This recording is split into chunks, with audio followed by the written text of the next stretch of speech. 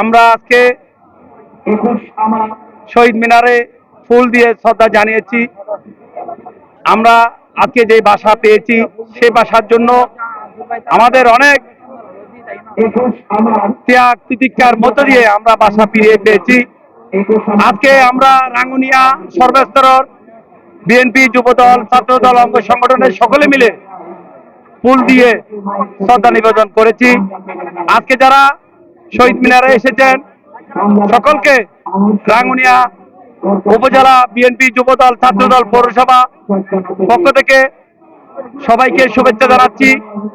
আজকে আপনারা জানেন আমাদের রাঙ্গুনিয়া ৭ আসনের ধানশীষের বিজয়ী এমপি জনতা হুম্মাম কাদের চৌধুরী তিনি আজকে শহীদ মিনারে ফুল দিয়ে শ্রদ্ধা নিবেদন করার পর আমরা দলীয় নেতাকর্মী সকলে মিলে ফুল দিয়ে শ্রদ্ধা জানিয়েছি। আজকে যারা এসেছেন সবাইকে ধন্যবাদ জানিয়ে আমার বক্তব্য এখানে শেষ করছি।